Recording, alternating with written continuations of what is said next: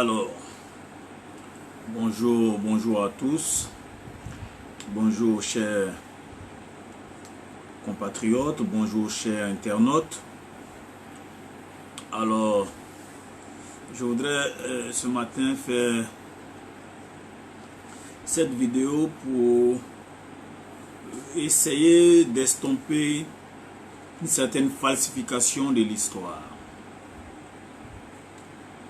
Par ces temps de coronavirus, je voudrais déjà présenter mes condoléances à tous nos compatriotes qui ont perdu un proche en ce moment difficile. Je vous demande encore de respecter les mesures barrières édictées, n'est-ce pas, par l'autorité sanitaire. Restez chez vous, restez confinés, diminuer autant que faire se peut les déplacements qui ne sont pas essentiels.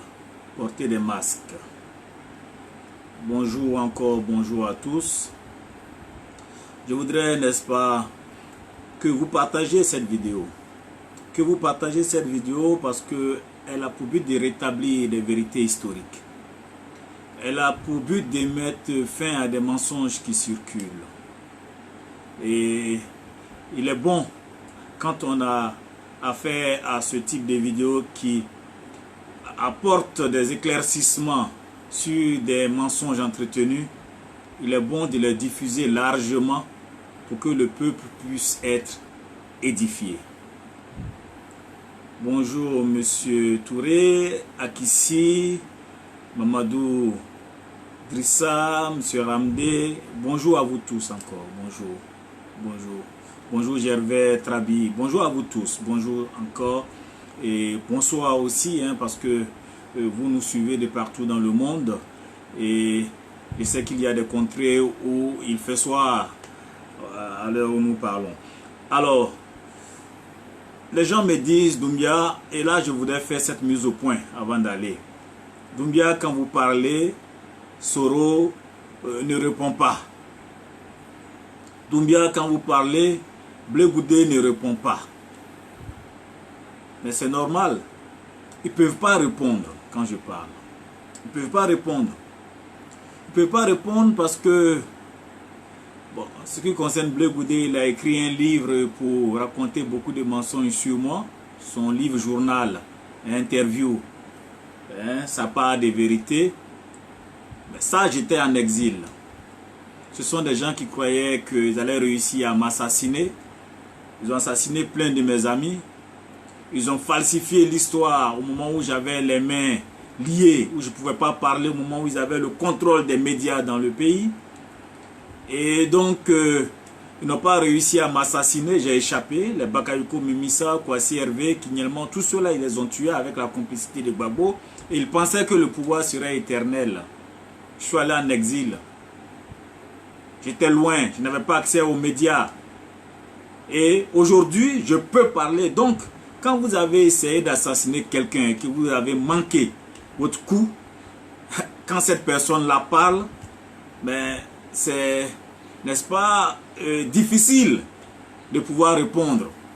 Ils ne peuvent pas me regarder en face. Ils ne peuvent pas parler quand je parle. C'est la même chose pour Guillaume, qui a tenté de m'assassiner par plus de 3 fois. Et vous, les Ivoiriens, vous avez été témoins. Une fois où Ouattao est allé avec 2 témoins, Fadiga de Milano, le manager des artistes qui est là, Philippe Kouon qui était là. Donc Ouattao à l'hôtel Marriott, à Neuilly-sur-Seine, qui dit qu'ils ont tenté de m'enlever pour m'assassiner à Abidjan. Les témoins sont là, à la demande de Soro, à Ouagadougou, où j'étais. Les témoins sont là. Ceux qui ont suivi les émissions à l'époque sur Abidjan Chat, Voice Chat, ou lors d'un débat avec Lobognon, le même Lobognon qui est aujourd'hui en prison, l'ami de Soro, disaient qu'ils ont manqué de m'assassiner le jour où ils ont tué Adams.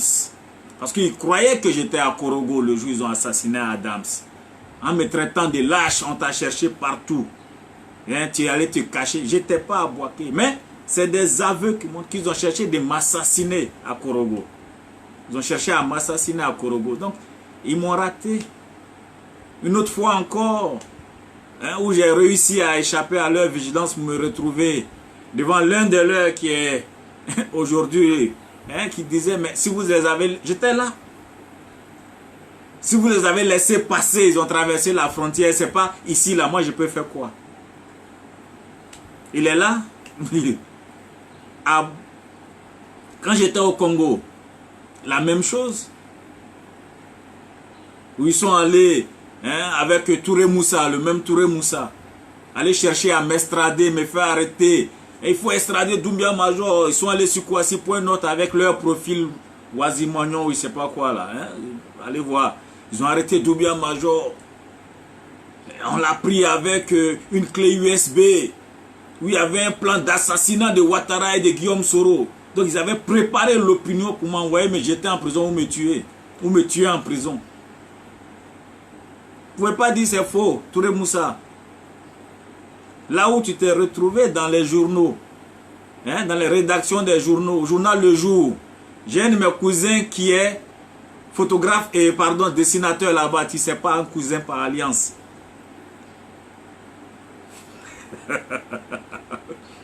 Au journal Le Patriote, vous êtes allé faire écrire vos trucs. J'ai mes amis qui sont là-bas. Au journal L'Intelligence, chez Alafé, où vous êtes parti le même. Mais j'ai mes amis qui sont là-bas, qui m'ont fait le point de tout ça. Donc, vous pensez que vous êtes caché? Mais voilà. Donc, des gens qui ont tenté par tous les moyens de vous salir, de vous tuer, de vous torpiller, hein, auprès du pouvoir, d'utiliser leur posture à l'intérieur du pouvoir pour vous faire du mal. Quand j'ai eu mon premier concours de recrutement de l'enseignement du supérieur au moment où Soro était au pouvoir, il y en a qui parlent, non, tu as recruté sous Mabri et tout. Non, depuis que Soro était au pouvoir, ici, Premier ministre, j'ai été admissible. Ici, c'est moi qui ai dit je ne viens pas parce qu'ils ont créé les conditions d'une insécurité. Ils voulaient tenter ma vie. Donc, j'ai laissé tomber l'enseignement du supérieur. Le DRH qui est là aujourd'hui, DRH, M. Fofana, ben, l'affaire, tout le monde a suivi l'affaire.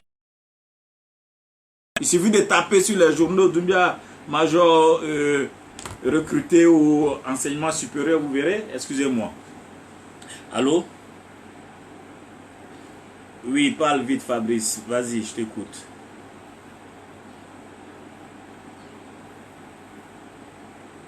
Bon, écoute, je te rappelle dans 10 minutes, ne bouge pas, dans 10-20 minutes. Merci. Excuse-moi encore, oui. Alors, excusez-moi, c'est mon petit neveu qui m'appelait.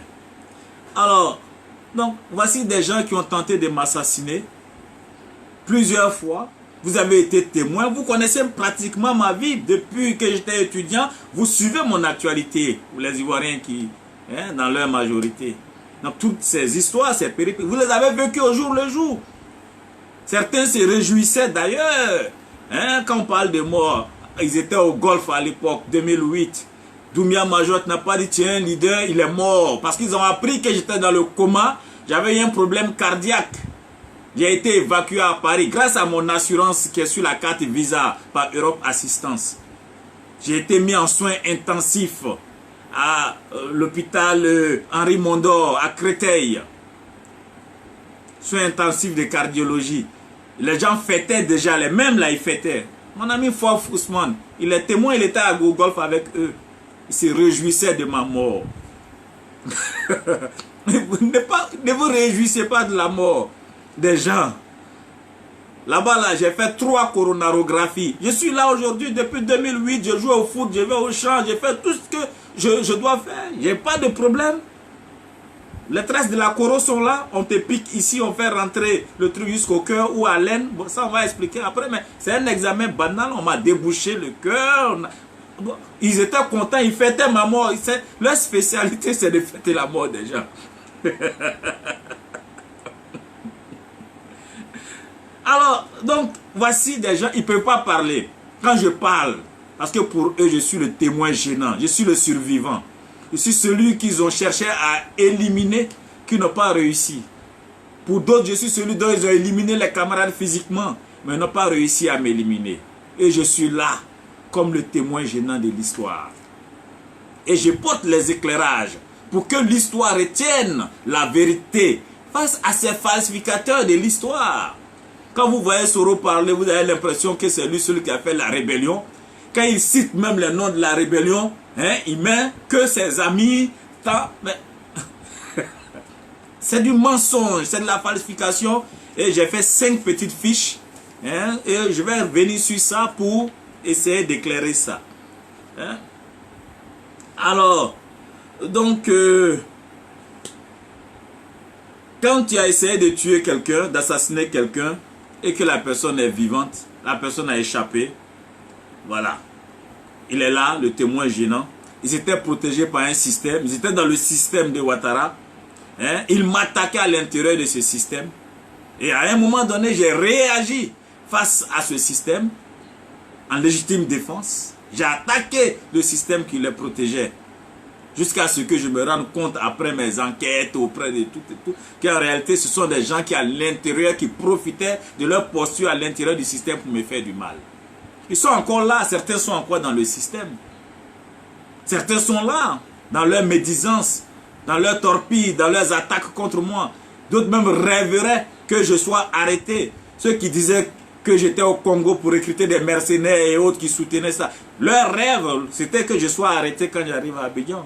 Mais comment je vais aller au Congo recruter des mercenaires pour venir tuer toi, Soro, et le président Ouattara? Bon, voilà. Donc eux, leur pratique, ils pensent que c'est tout le monde qui est comme ça. Moi, je parle, j'écris, et c'est ce que je fais depuis. Jamais mon nom n'a été rattaché à un crime de sang. Je suis allé en exil, mes amis ont été tués ici, je suis parti en exil. De l'exil, j'ai pris position contre le système qui m'a amené en exil. Ce qui est normal et compréhensible. Alors, voilà. Voilà, et certains pour me délégitimer. Oh, Doumbia est au restaurant, et ceci. Non, je suis en Côte d'Ivoire. Je suis en Côte d'Ivoire. Je parle, j'éclaire. C'est mon rôle. Depuis que je suis étudiant, je ne fais que parler. Ce n'est pas aujourd'hui que j'ai commencé à dénoncer. Ce n'est pas aujourd'hui que j'ai commencé à dénoncer Soro ou Blé Goudé. Soro, il était au RHDP, je le dénonçais. Il est hors du RHDP, je le dénonce. Il suffit de regarder ma page Facebook, d'aller voir dans les archives pour voir la vérité. Donc, je ne suis pas dans une dénonciation de circonstances liées au fait que Soro est en conflit avec le RHDP. Non, je dénonce un malhonnête depuis toujours. Et je suis celui-là qui était à la tête de ceux qui l'ont jugé au Mont-Zatro. Et ça, je l'ai relaté.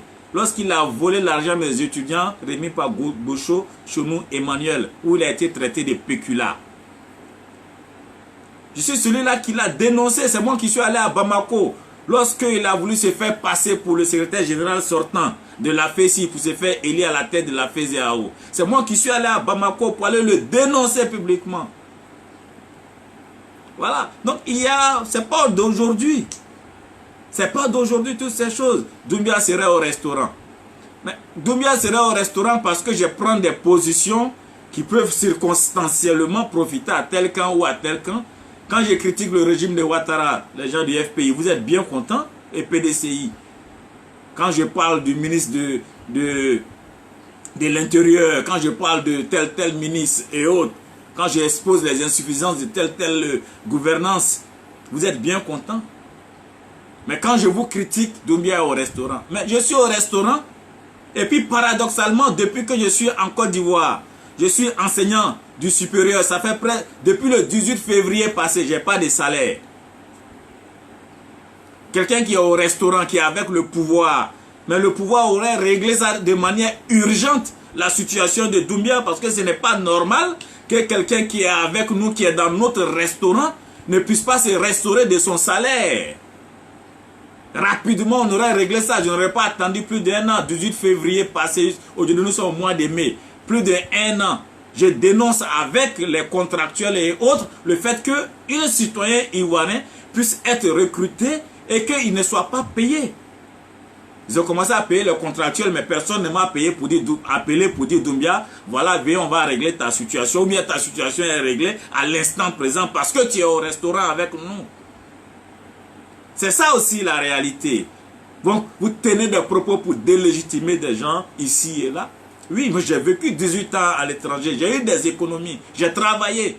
Quand j'étais en Europe, là, quand j'ai travaillé, je ne pouvais jamais faire un mois, j'ai fini de travailler, puis j'attends un mois sans salaire. Non, c'est pas possible. Dès que tu es recruté, le mois qui suit, tu es payé. Tu es payé. Mais si je tape 18 mois pour quelqu'un qui est au restaurant, qui serait au restaurant, le ministre de la fonction publique, des instructions lui seraient données rapidement pour dire régler la situation de cet adepte du restaurant. Ma propre petite soeur, je l'ai dit, Doumbia Fatimata, pour ceux qui ont fait l'économie, elle a fait économie, c'est un master en économie. Et avec mention, elle allait faire un master à Dakar en économie rurale. Avec mention, elle est là, depuis combien d'années elle ne travaille pas. Pour quelqu'un qui est au restaurant, mais écoutez, j'aurais envoyé ma liste, puisque vous dites que ça se fait par liste. On aurait au moins intégré ma petite soeur pour ne pas que les charges, pour diminuer les charges de ma famille. Pour quelqu'un qui est au restaurant, mes propres amis, ils sont connectés ici, les Clark, à Bamako jusqu'à aujourd'hui, Bossina Clark, l'ami celui dont l'ami, le frère, le grand frère, l'ami à Soro, Bossina Marius. Bossina Clark, des jeunes qui m'ont suivi à elle, Morel et autres. Aujourd'hui à Bamako, il est instituteur à moins de 50 000 francs. Je l'aurais fait rentrer depuis pour lui trouver un emploi. Je suis au restaurant. Mes amis sont là, qui sont là. J'aurais donné leur liste au concours par-ci, par-là et autres si j'étais au restaurant. Mais mes amis sont là avec moi. On lutte, on mène toujours le combat. C'est de ça il s'agit.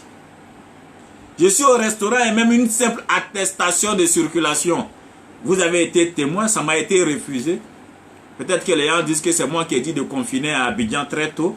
Donc on va me confiner pour que je sache ce que c'est que l'isolement d'Abidjan. Donc je suis là, comme tout le monde, c'est comme si j'étais en prison. Pendant que les autres vont faire des dons à Yamsoukro, des ceci, cela. Bon, nous on ne peut pas aller voir nos militants, on ne peut même pas aller voir ma mère à Gagnoa, qui est diabétique et qui souvent est malade, on me dit elle est allée à l'hôpital. Je ne peux pas aller parce que je n'ai pas droit à une autorisation de circulation. Pendant que d'autres ont droit pour aller faire leurs activités politiques. Donc j'ai fait la demande, refusée. Je vais dire quoi? Je suis comme tout le monde en prison, je respecte la loi, je respecte les règles, sans motif valable. Bon, ça m'a été refusé. Je suis au restaurant. Bref, c'est pour vous dire que tous ces arguments que mes adversaires tiennent là, c'est des arguments farfelus. C'est des arguments farfelus et ça nous permet de rentrer dans le vif du sujet pour dire que Soro et ses amis qui racontent partout que on a mis Ouattara au pouvoir, on a fait ceci. Je voudrais rapidement faire une clarification en tant qu'un témoin vivant et actif de cette histoire. Soro, pour moi, c'est un traître. Pour moi, c'est un traître et c'est quelqu'un qui est un homme sans conviction. C'est quelqu'un qui est un homme sans conviction. Et je vais vous dire rapidement l'historique de ces choses-là. Soro est venu comment dans cette rébellion? Soro est venu dans cette rébellion parce que Doumbia Major et ses amis ont enclenché un mouvement contre Blé Goudé. Doumbia Major était le représentant des étudiants au niveau de la commission consultative constitutionnelle. Là-bas, Doumbia Major a dit il ne veut pas que la FECI historiquement cautionne ce qui est en train de se faire, d'être codifié. Les discours de haine qui sont en train d'être codifiés. Donc cette codification des discours de haine, Doumbia Major s'y est opposé. Et cela a entraîné une crise au sein de la FECI parce qu'il a été présenté comme le vilain mouton noir. Doumbia Major a démissionné de la FECI. Les secrétaires généraux de section, un collectif de secrétaires généraux, pour dire que la FECI avait dévié de sa ligne parce qu'elle allait s'allier au FPI et au CNSP de Guy Robert. Les amis de Doumbia Major ont été tués, assassinés par des gens comme les Blé Guirao qui étaient à l'époque en alliance avec Blé Goudé. Cette petite parenthèse-là, il faut clarifier. Blé Guirao et Marcel Aipo ont mis en place le MAFES, le mouvement des anciens de la FECI, qui soutenait Blé Goudé, qui partait près du général Robert Guéhi. Blé Guirao, Martial est revenu de Londres avec d'autres personnes que je ne citerai pas. Et pour eux, ils étaient dans un schéma de prise de pouvoir du général. Parce qu'à l'époque, ils avaient fait croire que c'est le général qui allait prendre le pouvoir, et donc les Blé Guirao et tout ça, alors que Blé était dans un schéma du FPI.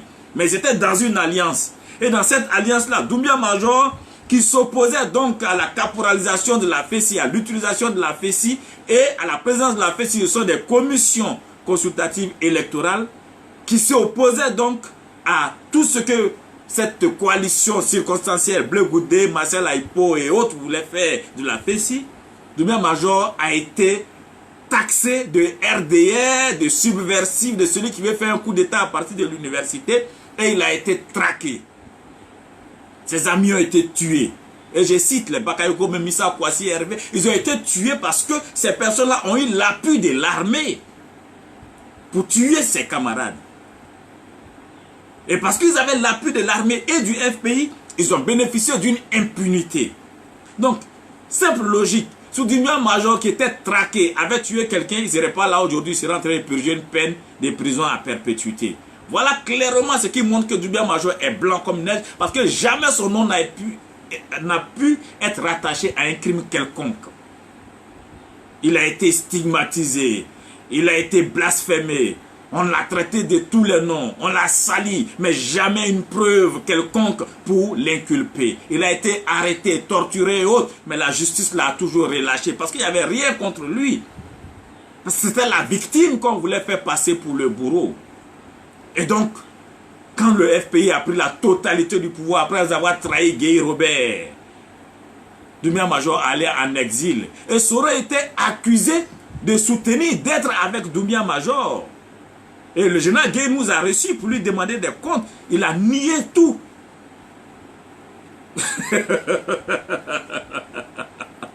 Pourtant, on se connaît. On ne va pas tout dire ici. Mais le temps viendra où on écrira nos mémoires.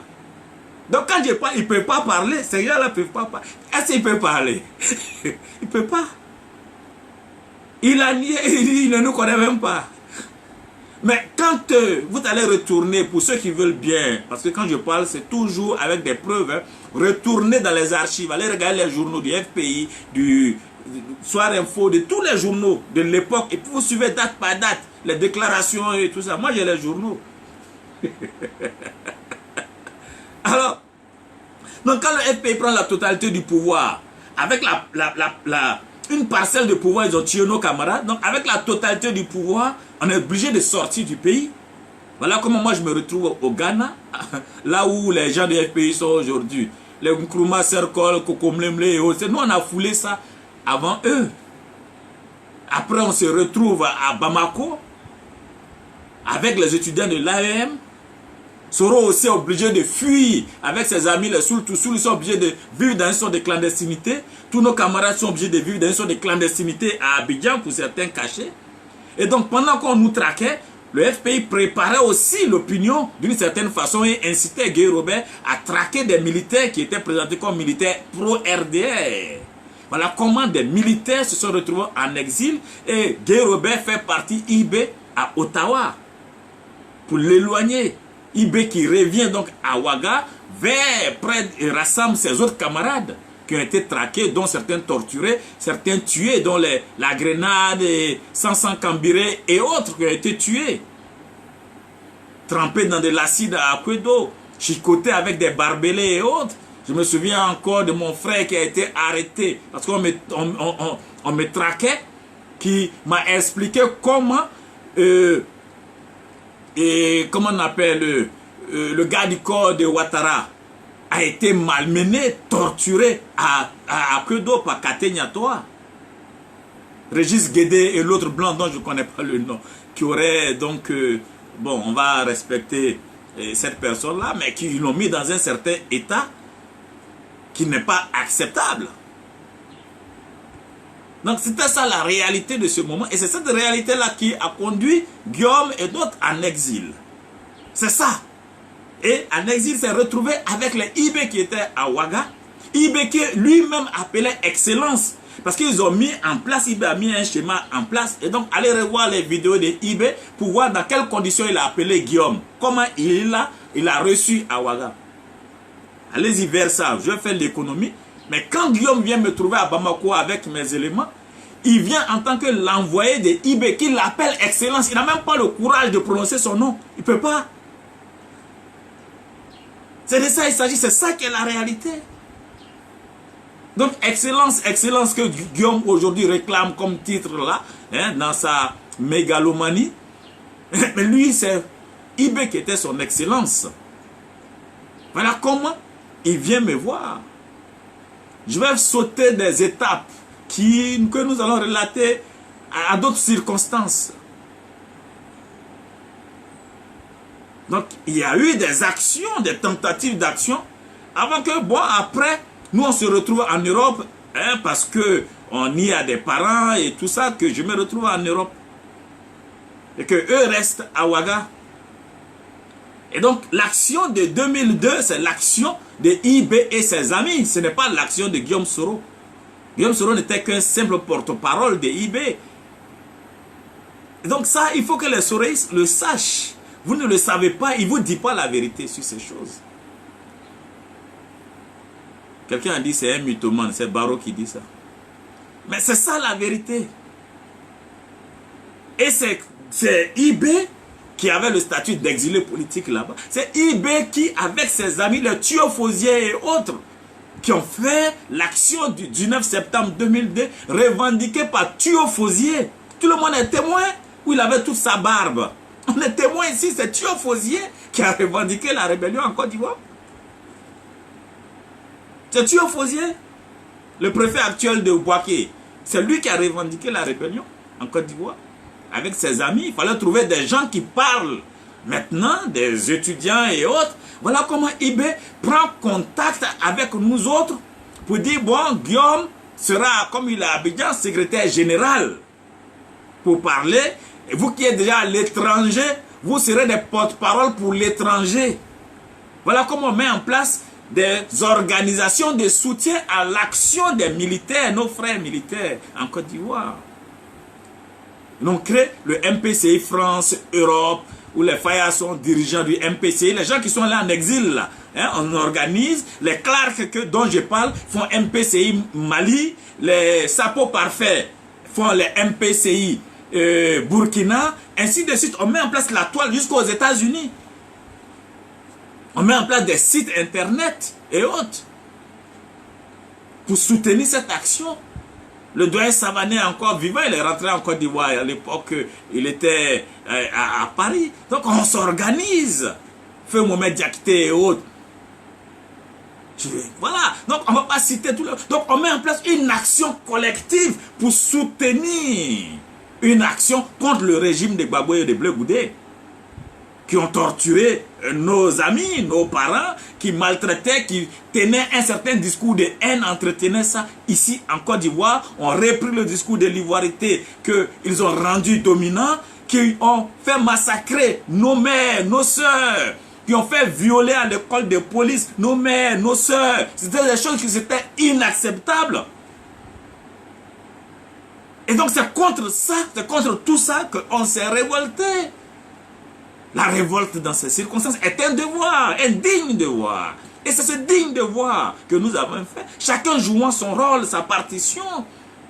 Les militaires jouant le rôle militaire, des étudiants jouant le rôle de la parole, les intellectuels jouant le rôle de la résistance intellectuelle.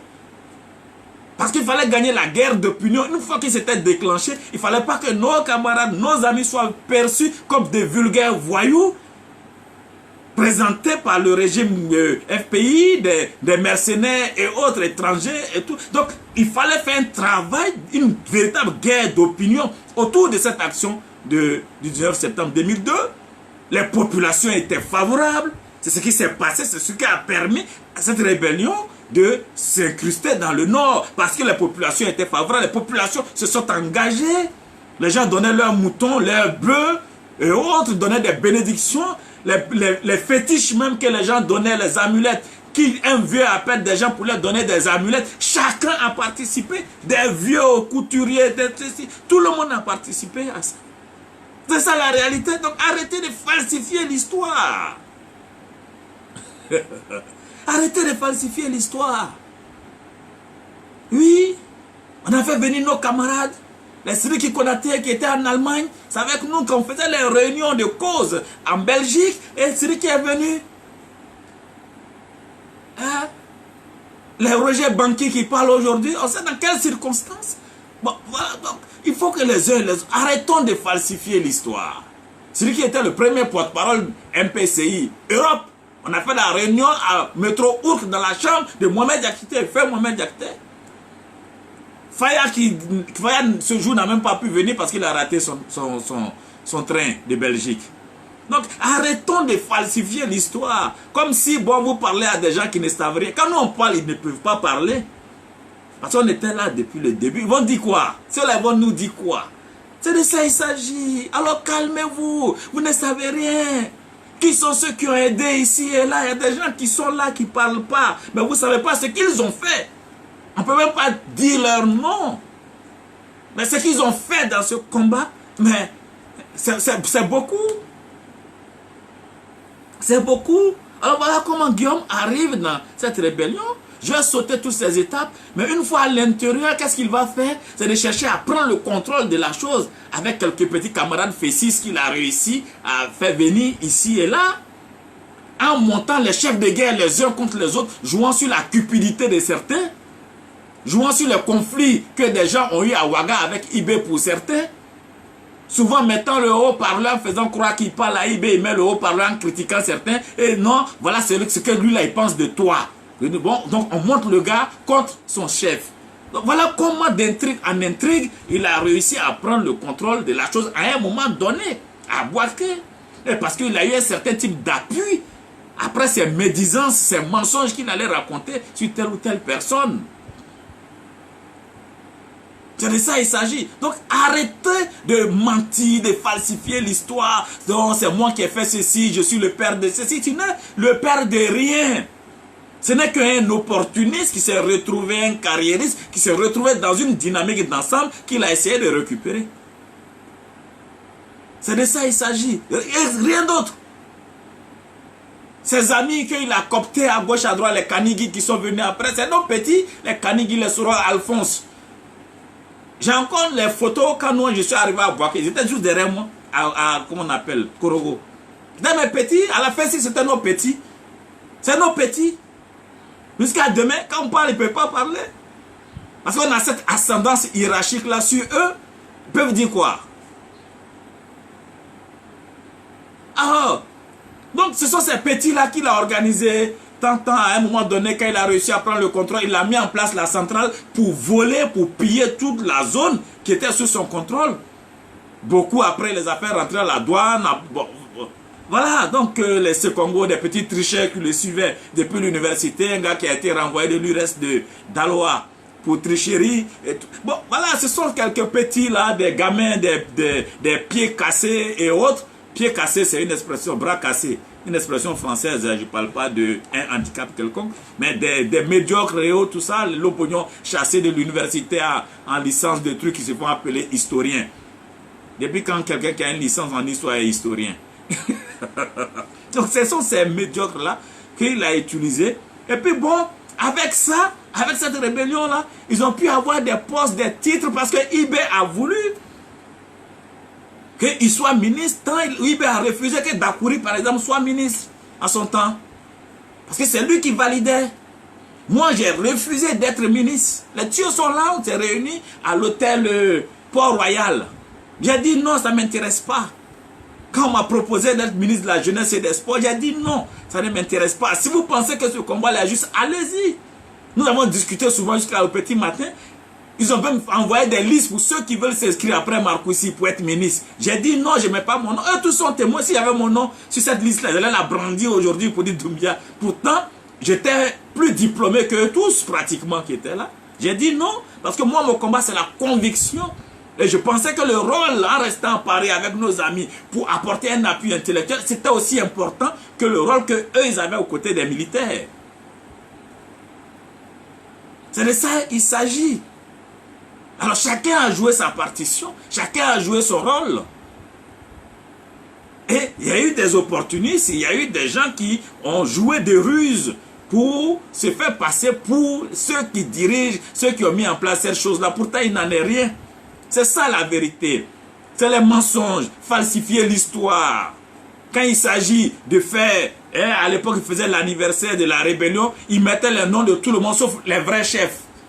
Quand ils avaient eu un adversaire interne, lui, son nom n'était pas dedans, il n'avait pas fait la rébellion aussi. Voilà des gens, voilà des falsificateurs de l'histoire. Et de ça il s'agit, la falsification de l'histoire. Hein? Qui allait jusqu'à la trahison de ses propres camarades, la trahison d'Ibrahim Koulibaly. Et donc, c'est pour vous dire que tout ce que vous entendez, ces gens-là écrits, c'est du faux.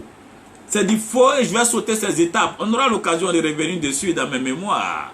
Mais pour vous dire que Guillaume est allé jusqu'à trahir son propre, ses propres alliés. Ceux qui le RDA et ses militants qui nous ont soutenus dans cette action. À un moment donné, il était allié de Gbagbo objectivement. Après avoir trahi les bannis et autres, il allait s'allier après l'accord de Ouaga à Gbagbo. C'est au cours de cet accord, les clauses de cet accord qu'ils sont allés chercher à éliminer physiquement Kone Zakaria à Vavois. Il était obligé de partir en exil. Il allait avec les FDS pour aller tuer ses propres camarades, les petits majors de Daloa. C'est là qu'il a été décapité. Il allait avec les FDS, ça c'est des choses historiques, tuer ses propres camarades. À Vavois et Séguéla pour prendre le contrôle de cette zone. Donc ce sont des faits historiques. Ce sont eux qui disaient à l'époque, quand ils faisaient leur tournée avec Gbagbo, à un moment donné, que l'élection, on devait la faire de façon électronique. Le RDA était obligé de dire non, il refuse qu'il faut le comptage manuel. Mais Sora avait donné son accord pour le comptage électronique seulement, parce que c'était le moyen, avec une société dont je ne citerai pas le nom aujourd'hui, de falsifier les résultats au profit de Gbagbo. Donc c'était une bataille à un moment donné contre Gbagbo et contre Soro, qui était l'allié de Gbagbo, avec les Nadi Bamba et autres. Ça, ce sont des faits historiques. Ce sont des faits historiques. Jusqu'en 2010, 2011, lors des élections, Soro était candidat. Certains même disent qu'il a voté, pardon. Soro était pour le candidat Gbagbo. Parce que pour lui, ça lui permettait de liquider le candidat Alassane et après, il allait récupérer cette base. Ce qui était leur schéma, qui a été d'ailleurs avoué par Franklin Nyamsi à Paris lors d'un meeting. La vidéo est en ligne. Leur schéma, c'était de récupérer et liquider la direction. C'était ça leur schéma. Donc, en allant dans une élection avec Gbagbo, en liquidant, en faisant perdre Ouattara par les moyens électroniques, lui, il se positionnait comme l'alternative à Ouattara en récupérant la base. Voilà ce qui était leur schéma jusqu'à la dernière minute. En 2011, lorsque il y avait Gbagbo refusait de partir du pouvoir et qu'il disait qu'il était gagnant. Soro était hésitant, il n'était pas partant parce qu'il était dans son schéma avec Gbagbo. Il a fallu qu'on lance ce qu'on appelle les résistants d'Abidjan. Parce que les gens parlent, ne savent rien de ce qu'ils disent. On s'est organisé, il y a eu la première étape, c'était les résistants d'Abidjan. Allez fouiller sur internet. Les résistants d'Abidjan, les petits IB, pas Ibrahim Koulibaly, les petits IB et autres, ce sont eux qui sont mis à Bobo et ailleurs. Vous commencez le front contre Gbagbo, contre les soldats FDS à Abidjan. Moi, ça aurait été hésitant. Ça, ce sont des faits. On ne vous dit pas la vérité. Soro n'a rien à voir. Il ne sait même pas comment les gens se sont organisés pour lancer l'assaut contre le régime de Gbagbo ici. Au moment où il était en train de dindin, comme on dit. Hein? Hésitant. Dindin là, en louchi, c'est ça. Tu es hésitant. Tu tournes. Alors, les petits ont commencé à agir à Abidjan. Les fils de fer sont là, ils sont vivants. Ibé Ibrahim, ils sont là. Petit Ibé, qui était dans notre bureau national. Ils sont là, ils peuvent témoigner. Comment on s'est organisé, comment on a organisé, quelles étaient les consignes. Des plaisantins comme ça vont venir nous parler aujourd'hui. Non, on était là, d'autres étaient en Europe, d'autres étaient ceci ou cela. Mais vous, est-ce que vous savez comment les choses ont été organisées? Et c'est après les actions des résistants d'Abidjan que Ibrahim Koulibaly est arrivé. Il est venu trouver en marche cette action et il était logé à l'hôtel Bellecote. D'abord, avant d'aller à Bobo. Il y a eu des conflits entre les résistants d'Ibrahim et le commando invisible. Voilà comment les actions ont été menées. À un moment donné, nous-mêmes là, moi j'étais sur le terrain ici, à Abidjan, arrivé clandestinement, rentré par où je sais, j'étais là. Karamoko, il y a eu les témoins. On allait faire un meeting à Yopougon où des gens des soroïstes là, se sont opposés à ce que je prenne la parole à Yopougon au meeting du RDR. Les gens sont là, ils sont témoins. Quand j'ai fini mon meeting là-bas, le lendemain, les ATB, les gens du FPI sont allés attaquer le siège du RDR. On a fait nos meetings au café Terré et autres. Après, ils sont allés attaquer le café Terré. Il y a encore les trucs sont là. On était sur le terrain. Non, les gens souvent ils parlent. Non, il y a des gens qui étaient en Europe. Il y a des gens qui... Allez demander aux gens où on s'est croisés. Allez demander à ceux qui dirigent le pays aujourd'hui où nous on était. Vous savez rien. Vous parlez. C'est-à-dire que ça c'est... Il y a des choses, on n'en parlera que peut-être dans 10 ans, dans 20 ans, dans les détails. Parce qu'il faut protéger un certain nombre de nos amis, de nos alliés, de nos... Si, parce que voilà... On ne parle pas. On était sur le terrain. Moi, je n'étais pas caché derrière une armée française ou une armée ceci. J'ai payé billet d'avion. C'est-à-dire quelqu'un, on dit il y a la mort dans le pays. Et puis, il prend billet d'avion. Il laisse tout derrière lui. Et puis, il dit je vais au front. Qu'on me tue là-bas s'il faut. Mais je vais pour l'apothéose. Et puis, il est là. Il est dans Abidjan. Vous êtes des guerriers. Vous êtes des guerriers que qui? On était tous là. Ça s'est passé devant nous ici. Non, on est des guerriers. C'est nous on a fait ceci, c'est nous on a fait. On était là. Les Bleus Goudé étaient à Abidjan, des gens qui ont cherché à me tuer. Je suis venu affronter ces personnes-là dans Abidjan. Jouant de clandestinité en clandestinité. Au risque de ma vie. On était sur le terrain. Ces mêmes personnes que vous voyez là sont allées dire à l'OFPRA en France que Doumbia était sur le terrain. Donc il faut lui arracher le statut de réfugié. Mais c'est ça la réalité. On était là. Après cette vidéo, je suis capable même les conseillers de trucs de Adjamé avec lesquels j'étais, Omer, je peux prouver, il y a des photos. Il y a les photos. Le premier ministre actuel là, pourquoi il me respecte? On peut être opposé, mais on se respecte. Parce qu'on sait où on s'est vu au moment du feu.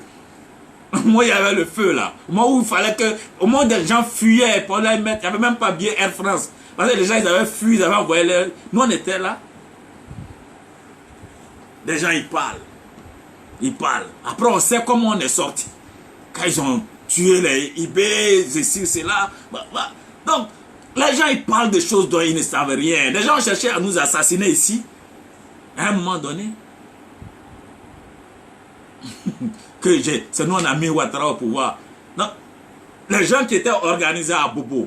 Les gens du commando invisible. Hein? Les résistants d'Abidjan. Eux, là, eux vont dire quoi?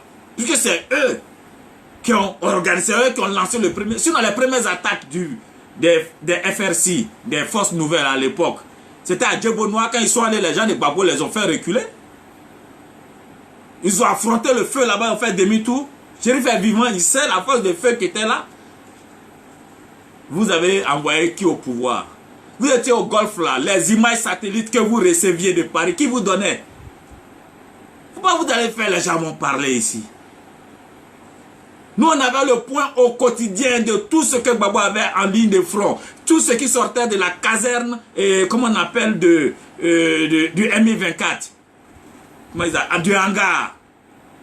Au quotidien, au jour le jour, au détail près. Sans information, vous pouvez faire la guerre. Vous pouvez faire quelle guerre? Alors calmez-vous, vous parlez de choses, parce que les gens ne savent pas, vous mentez, vous mentez, vous mentez. Vous mentez seulement, vous mentez. C'est-à-dire, non, c'est nous, on a fait ceci. Mon frère, quand on a tué ensemble le lion, faut pas toi seul te promener à la tête en te faisant passer pour un tueur de lion solitaire. Faut retenir ça. Quand on a tué ensemble le lion là, toi tu te promènes à la tête, c'est moi le grand tueur de lion. C'est nous, c'est moi qui ai mis en place le site ivoireinfo.com. C'est moi qui ai mis en place ce site. Parce que je suis un concepteur web. J'ai une formation dans le domaine. C'est moi qui mettais en place les sites. C'est moi. C'est moi qui ai fait dire que toute la propagande de guerre, là, c'est moi qui l'a fait derrière les sites. Il faut faire les recoupements. Voilà, c'est moi qui ai cette formation.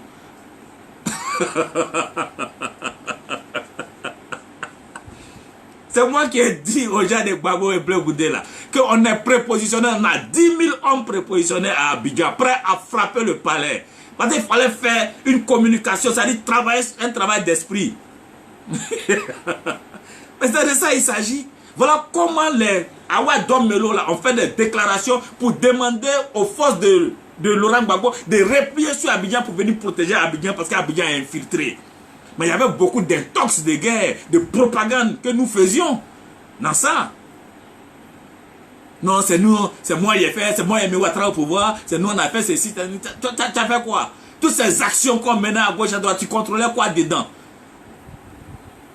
C'est nous qui avons permis aux gens là de quitter les lignes de front. Voilà pourquoi vous êtes rentrés comme dans du beurre. Si vous ne savez pas pourquoi là, recoupez les informations. Recoupez. Et puis, vous allez vous expliquer, ah, mais comment, ça a été facile, hein? Mais parce qu'il y a eu des gens qui ont fait un certain travail. Il y a eu des gens qui ont fait une certaine propagande. Voilà. Vous parlez, mais on parlait tous. On a encore nos déclarations sur Africa 24, sur tel site, et autres. C'est de ça il s'agit. Alors, arrêtez de falsifier l'histoire du pays. Arrêtez de vous faire passer pour ce que vous n'êtes pas. Vous là, Soro n'avait pas le choix. Soro était dans son alliance avec Gbagbo. Quand il a vu que quel que soit ce qu'il ferait, qu'on allait mener le combat contre Gbagbo, on avait le soutien de nos alliés. Donc il était obligé de s'allier parce que les chefs de guerre et les soldats, les éléments n'étaient pas prêts à aller le soutenir dans sa dynamique contre Gbagbo. Il y avait déjà leurs amis qui étaient au front en train de combattre le régime. Il était obligé de s'aligner. C'est ce qu'il allait expliquer à Gbagbo. Il était obligé, il n'avait pas le choix. Voilà comment il s'est aligné. Et quand il s'est aligné et qu'il a réussi à rentrer dans des lignes de démarcation poreuses, il est venu, la première chose c'était de chercher à éliminer ses propres camarades ou des gens qui ont fait le travail, qui ont préparé le terrain ici, à Abidjan. Par des mensonges, par des si, en tendant des pièges par-ci, par-là. Non, l'autre là, il veut te tuer. Bon, on l'a convoqué. Entre-temps, ils vont s'arrêter à Bobo pour l'attendre avec des RPG-7. Le monsieur fait demi-tour. On vous a dit, il est impoli, il n'écoute personne. Bon, mensonge, manipulation et tout ça qui s'est passé. Et ces manipulations ont continué même après, quand ils ont été au sein du pouvoir. Ils ont utilisé leur poste pour liquider leurs camarades. Sinon, on n'était pas sorti en temps opportun, on serait mort. Au moment où je vous parle, on ne serait pas là pour témoigner. C'est de ça il s'agit. Quand je me suis retrouvé à Paris, j'étais au front. Les Claude Koudou et autres, là, ils sont là. On faisait des vidéos, des débats contradictoires avec les gens du FPI et tout ça. Sur l'article 64, on était au front, on était sur tous les fronts. Non, c'est nous on a fait. Vous avez fait quoi? Que d'autres n'ont pas fait. Vous avez fait quoi? Donc c'est vous qui étiez les chefs de guerre, quoi. Les chefs de... Voyez-vous, c'est ça la falsification de l'histoire. C'est ça la falsification de l'histoire. Ne vous laissez pas manipuler. Ne vous laissez pas manipuler. Guillaume Soro ne sait pas. En ce moment, nos alliés vont dire quoi? Nos alliés vont dire quoi? C'est moi qui ai fait ce truc. Tu sais comment on a fait cette affaire-là? Tu sais comment? Tu as joué un rôle? Oui, tu as joué un rôle. Ton rôle là, t'es reconnu. D'autres ont joué le même rôle ou d'autres rôles. Mais il ne faut pas dire c'est moi qui ai mis Ouattara. C'est pas toi. C'est pas toi. Toi, tu sais même pas c'est quoi le prix d'une grenade filante. que c'est moi qui ai mis Ouattara au pouvoir. Toi, tu peux mettre quelqu'un au pouvoir. Si tu peux mettre quelqu'un au pouvoir, mets-toi toi-même au pouvoir, puisque toi, tu es fou du pouvoir, là. Mets-toi toi-même au pouvoir, maintenant, on va voir. Et toi, tu sais mettre les gens au pouvoir.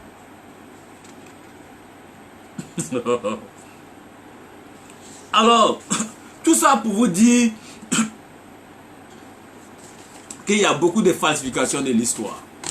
Et pour moi, Soro est un traître. C'est un traître. C'est un homme sans conviction. Parce que tu peux faire palabre avec tes amis. Il peut y avoir des problèmes de leadership à l'intérieur. Tu es libre d'avoir des ambitions. Mais il ne faut jamais trahir ta conviction. Moi, à un moment donné, j'ai pris position contre Ouattara. Clairement. Mais je ne l'ai jamais attaqué sur son identité. Sur des choses avec lesquelles j'ai combattu avec le RDR comme allié. Le discours identitaire, le discours xénophobe, le discours de ségrégation ou d'ostracisme. Jamais je n'ai attaqué des gens de RDR sur ces questions-là. J'ai attaqué sur des questions de gestion, de transparence, de ceci, de dons. Mais j'assume de sorte que je peux aujourd'hui tenir ce même discours-là sans me gêner parce que ça ne remet même pas en cause moi-même mes propres convictions. Moi-même, c'est pourquoi je me suis battu avec eux. C'est pourquoi ils ont été mes alliés de circonstances contre Gbagbo et contre les Blé Goudé. Je suis resté digne de ma conviction. Les gens de FPI sont venus me voir. On a mis en place le CNC, la CNC, avec les Mamadou Koulibaly. Mais j'ai dit, on écrit une charte. Si vous voulez vous allier avec moi, on écrit une charte dans laquelle on dit le discours tribal là, on ne va plus tenir. Le vol des données publiques, on ne va plus faire et autres. Donc on a fini de faire la charte, ça a été signé. Quand on a fini, ils ont commencé à continuer à tenir ces discours-là. Il y a un certain professeur Brou et tout ça. J'ai dit, bon, si c'est ça là, moi je me retire de votre CNC. Parce que c'est contre ça, moi je me suis battu. Je me suis retiré de la CNC. Tous les Ivoiriens sont témoins. Ils m'ont appelé pour être vice-président. J'ai dit, ça ne m'intéresse pas. Parce que je ne peux pas, quel que soit ce que j'ai comme conflit vis-à-vis de ceux qui étaient mes anciens alliés, je ne peux jamais trahir ma propre conviction, mes propres idées. C'est pourquoi je me suis battu hier. C'est pourquoi j'ai soutenu des gens qui ont pris les armes. Même si moi-même, je n'ai pas pris. C'est-à-dire ça c'est l'extrême quand même dans la lutte. Je suis allé jusqu'à l'extrême. Pour quelqu'un qui se dit intellectuel, qui devrait se contenter d'écrire des livres, quand tu vas jusqu'à soutenir la prise des armes, comme les Jean-Paul Sartre l'ont fait en Algérie, ça c'est l'extrême. Mais je l'ai fait et donc je ne peux pas remettre en cause. C'est pourquoi moi-même j'ai remis en cause et je me suis engagé. Donc il y a de la cohérence qu'un homme politique doit avoir. Donc Soro c'est un homme incohérent. Tu ne peux pas aller t'allier aux gens de Gbagbo, aux gens du Bédié que nous on a combattu dans ce pays-là, avec leurs discours et autres. Tu te retrouves sans même demander qu'il y ait une charte où eux là ils renoncent. Les Bédiers sont en train de reprendre le discours d'ivoirité, en traitant tes propres compatriotes d'orpailleurs, en disant que ce sont tes propres alliés d'hier qui envoient des orpailleurs pour tuer les Ivoiriens. Juste ça pour monter une partie des Ivoiriens contre eux. En disant que tes alliés là, quand ils font des meetings à Paris, ce sont des étrangers qui sont des mosquées pour aller remplir, et que quand ils font des meetings à Saint-Fra ou Yamoussoukro, c'est rempli d'étrangers. Donc, eux sont des étrangers. C'est-à-dire qu'ils sont en train de présenter tes amis, tes anciens amis, comme des étrangers. Et puis, toi, tu ne remets même pas en cause, tu ne protestes même pas contre ça. Et puis, tu vas t'allier à ces personnes-là, les Odette Lorignon, dont le discours n'a pas changé, les Lida Kwasi, dont le discours n'a pas changé. Et donc, sans conviction, donc, quelle idéologie, au nom de quelle idéologie tu t'es battu hier? Si tu peux aller t'allier sans qu'il y ait une base idéologique, une base programmatique, sans qu'il y ait une charte, une ligne de conduite arrêtée à des gens juste pour une parcelle de pouvoir, parce que toi tu es obnubilé par le pouvoir, l'argent, parce que pour toi il faut que tu sois quelque part où tu vas manger. Tu es un homme sans conviction. Trahir, ce n'est pas trahir ses amis ou ses alliés, c'est trahir l'idée, l'idéologie au nom de laquelle toi tu as pris les armes hier. Toi tu trahis ça. Donc tu trahis tes amis, les Koné, Zakaria, les shérifs Ousmane et autres, tout ça. Ceux qui ont mis leur poitrine, qui ont donné leur poitrine pour ce combat-là, tu es en train de les trahir, tu les as trahis. C'est un traître. Le Thiofosé là et autres, Soro, Messamba, c'est un traître, il vous a trahi. C'est-à-dire que si vous étiez mort cadeau, c'est un traître. Les jeunes soldats, ceux qui ont combattu, les combattants, ceux qui ont donné leur vie, ils sont morts cadeau avec cette posture de Soro là. Heureusement que le FPI n'est pas au pouvoir. Mais il veut donner le pouvoir au FPI, au PDCI pour recommencer ce pourquoi vous vous êtes battus hier. C'est un traître. C'est un traître. Attendez-le au tournant et réservez-lui le sort des traîtres. C'est un traître. Trahir ses propres convictions. Vraiment, il faut être vivant longtemps pour voir ce que deviennent les hommes. Et ce qu'est devenu Soro, c'est la honte, c'est de la vomissure. La félonie à ses propres convictions. Et ça, on appelle un opportuniste. Un opportuniste, un homme sans conviction. Tu peux trahir Ouattara, c'est normal. S'il a des convictions qui sont opposées à tes... s'il a des ambitions qui sont opposées à tes ambitions, vous pouvez devenir des adversaires politiques, combattre à la loyale. Mais tu vas t'allier à des gens qui idéologiquement veulent la mort d'une partie des Ivoiriens, les considèrent comme des sous-hommes dans leur propre pays, pour combattre tes propres amis, pour combattre tes propres compagnons de combat d'hier. Tu fais un coup d'état pour tuer les shérifs et autres qui... tes amis là qui sont dans... Ça veut dire toi tu prépares un coup d'état contre eux. C'est ça qu'on appelle la trahison. La trahison. Bossowourou. Alors, pour moi,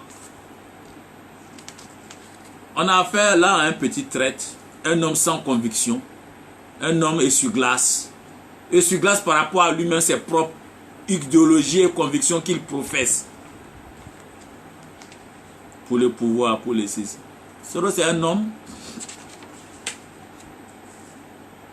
qui, pour moi, il est léger, sans épaisseur. Il est sans épaisseur. Et je le dis encore, quand on a tué le lion ensemble, et que toi seul, tu te promènes avec la tête pour te faire passer pour un tueur de lions solitaire, tu es un menteur, tu es un falsificateur de l'histoire. Donc retenez qu'il y a eu les résistants à Abidjan. Avant que Soro même n'arrive ici, à Abidjan, là. Il y a eu des résistants. Retenez qu'il y a eu le commandant invisible, tout le monde sait. Retenez que pour la libération des lignes de front, ce sont des gens qui ont fait. Soro ne sait même pas ce qui s'est passé. Retenez qu'il y a eu des alliés étrangers, comme Gbagbo avait des alliés étrangers, angolais et autres là. Il y a eu des alliés qui ont fait le véritable travail ici. Ce qu'on appelle l'étape décisive du combat. Donc Gbagbo était dans le bunker. Alors, voyez-vous, je vais finir par là. Et je l'ai dit, Soro, c'est un maître chanteur. Il fait que du chantage. C'est quelqu'un qui a toujours profité du combat des autres. Le combat des soldats pour se faire nommer ministre, pour voler l'arme dans le nord et ailleurs. Utiliser l'arme que les gens tenaient pour aller négocier des vols de maisons avec Gbagbo. On n'a qu'à lui donner une maison parce que lui tient, il y a des gens qui tiennent des armes. Donc il a toujours profité du combat des autres pour, à des fins, n'est-ce pas, personnelles. Lui, sa personne. Il a fait du chantage à Gbagbo pour être ministre de ceci, ministre de cela. Faire du chantage, on ne désarme pas, donc il faut qu'on me nomme premier ministre. Il a fait du chantage à Ouattara, qu'on le nomme ministre par-ci, par-là et autres. Il faut qu'il soit à l'Assemblée, c'était toujours du chantage. En jouant, non, il ne va pas désarmer, si on ne désarme pas. Et même quand il y a eu le désarmement, quand il voulait négocier des postes pour lui et ses amis, et qu'on voulait mettre souvent des gens compétents à la place de ses amis, c'était non, si vous le faites demain, il y aura des mutineries. Donc il incite à des mutineries, donc il insuffle le feu, il allume le feu, et puis après il passe derrière pour dire non, c'est lui le pompier. J'ai calmé les gens, donc il faut qu'il reste à mes postes. Donc tout ce que Soro a eu comme poste, comme fonction, ce sont des fonctions obtenues par le chantage des armes. Par le chantage du non-désarmement. Non, je ne désarme pas. Par le chantage des mutineries. Et vous avez été témoin de ses amis Soul to Soul qui, à un moment donné où il était en situation difficile à l'Assemblée et tout ça, ils ont incité à une mutinerie. Et cette mutinerie-là, quand ils ont vu que les forces loyalistes au président, comme on appelle, du président Ouattara, pouvaient prendre le dessus, ils ont fait distribuer des armes, des RPG et tout ça, aux mutins en question pour que ces personnes-là puissent avoir le dessus militairement. Et ils ont même fait monter les enchères. Des gens qui demandaient 6 millions leur ont dit demandez 12 millions. Demandez plus, demandez 20 millions. Parce qu'ils se sont dit, s'ils font ça, le Premier ministre et le président Ouattara ne vont pas céder. Et donc ils vont en profiter pour transformer cette mutinerie-là en coup d'État. Parce qu'eux, ils ont les éléments déjà qui sont en armes. Tout ça a été fait. Le président Ouattara est obligé de changer de Premier ministre pour mettre le ministre Bakayoko comme ministre de la Défense, pardon. Changer le ministre de la Défense. Il s'est assuré qu'il pouvait contrôler maintenant l'armée. Parce que le chantage était trop. Le chantage à Gbagbo, le chantage à Ouattara, le chantage pour avoir des postes, pour avoir des nominations. Le chantage à tout le monde. Quand les gens se sont assurés qu'il était devenu moins nocif et qu'ils ne pouvaient plus organiser des mutineries en utilisant des prétextes bidons, bon, ils ont commencé maintenant à remplacer ces éléments en mettant des gens compétents à leur place pour certains et en se libérant de ce chantage permanent des armes, du non-désarmement qu'ils les faisaient. Voici la réalité. Et donc, toutes les fonctions ministérielles, Premier ministre, dont Soro se targue aujourd'hui, ce n'est pas des fonctions qui ont été obtenues sur la base d'une compétence quelconque, mais c'est sur la base du chantage des armes. C'est pourquoi j'ai dit qu'il ne devait même pas revendiquer ça pour demander une amnistie quelconque, pour dire j'ai été ceci, donc il ne faut pas me poursuivre. Non, tu l'as obtenu par les armes, par le chantage, en mettant le fusil sur la tempe de la République. Et tu veux te targuer de ça pour demander un statut particulier, un traitement particulier dans la République. Ce que tu as obtenu sous la menace, ce que tu as obtenu par le chantage des armes, tu veux opposer ça à l'État dans une situation normale. Mais si l'État cède, si nous, citoyens, nous cédons à ça, ça veut dire que désormais, moi, Doumbia, je peux m'organiser avec mes gars, on prend les armes, je cherche un poste de Premier ministre, un poste de ceci ou de cela, et puis après, je me prévaux de ça pour avoir de l'argent permanemment, et puis bon, pour avoir un statut où je suis intouchable dans la République. Donc, si on cède à ce chantage-là, ça veut dire qu'on ouvre la porte au désordre. C'est pourquoi j'ai dit, tous les postes, toutes les fonctions obtenues dans le cadre d'une menace des armes, ces fonctions-là ne peuvent pas être reconnues par l'État en temps normal. Parce que ça a été obtenu sur le chantage, sur la menace des armes. On a cédé à un moment donné. Mais on ne peut pas continuer de céder, on ne peut pas reconnaître, n'est-ce pas, ces postes, ces fonctions-là, des fonctions de temps de guerre. Non, il ne faut pas le poursuivre parce qu'il a été Premier ministre. Mais il n'est pas un Premier ministre désigné par un président élu sans chantage. C'est un Premier ministre qui mettait le fusil sur la tempe des gens pour leur dire « faut me nommer, sinon on va faire la guerre, sinon on ne désarme pas, sinon je mettrai des gens dans la rue pour remettre en cause ton régime. » Voilà comment le monsieur là a fonctionné. Donc des bandits, des petits voyous comme ça, qui vont se lever et puis vouloir semer la zizanie dans la République. Et puis il y a des gens qui les suivent. Ils mentent. Ils traitent les gens d'ingrats. Mais vous qui avez tout eu de cette situation, c'est vous les ingrats, parce que vous devez faire profil bas. Vous avez volé. Les gens ont fermé les yeux dessus peut-être, mais vous êtes des ingrats en voulant venir encore tenir en respect cette République et ce peuple. Des médiocres historiques qui veulent venir s'imposer par la force, la violence. Quelle mère de famille, quel père de famille peut citer Soro en exemple et dire à ses enfants et soyez comme Soro? Moi, je ne crois pas que ça puisse exister. Ceux qui soutiennent Soro aujourd'hui, ça dépend de leur éducation. Ce sont des personnes qui sont malhonnêtes. Ce sont des personnes qui ont une éducation permissive à la malhonnêteté, au vol des gens, vraiment sans véritable éducation, qui n'ont aucune morale. Des gens qui sont laxistes, des gens souvent de ce qu'on appelle le lumpen prolétariat, des voleurs, des délinquants et autres, qui voient en lui un exemple à suivre.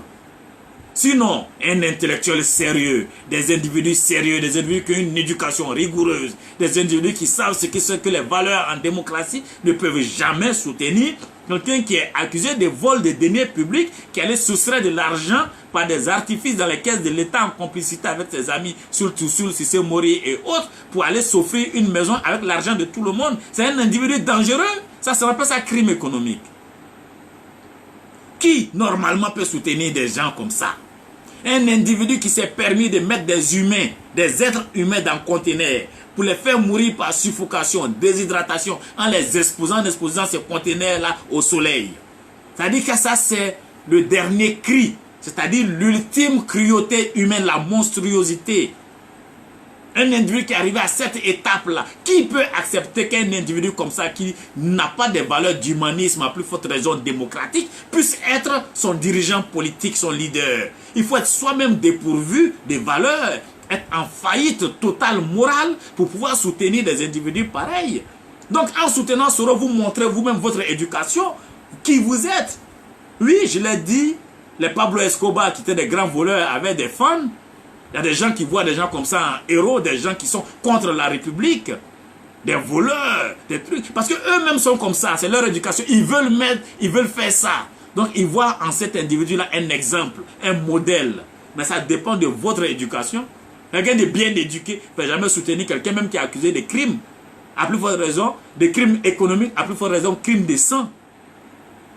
À ce jour, ce détient le corps de Morel, Koné Morel et de Koné Moussa Barbu. C'est-à-dire quelqu'un qui parle de réconciliation dans le pays de pardon, mais qui est incapable de restituer, de rendre à une famille son corps, le corps de son enfant, pour qu'il en fasse le deuil, enfin, en lui donnant une sépulture digne. Mais de quoi la réconciliation tu parles? Ça passe par là, ça commence par là, en restituant le corps des gens. C'est de ça il s'agit.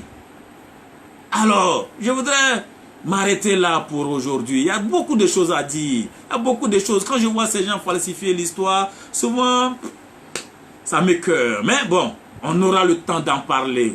On aura le temps d'en parler en temps opportun. Ces personnes-là, qu'elles viennent au débat et qu'on débatte. Donc, je voudrais, n'est-ce pas, m'arrêter là pour aujourd'hui.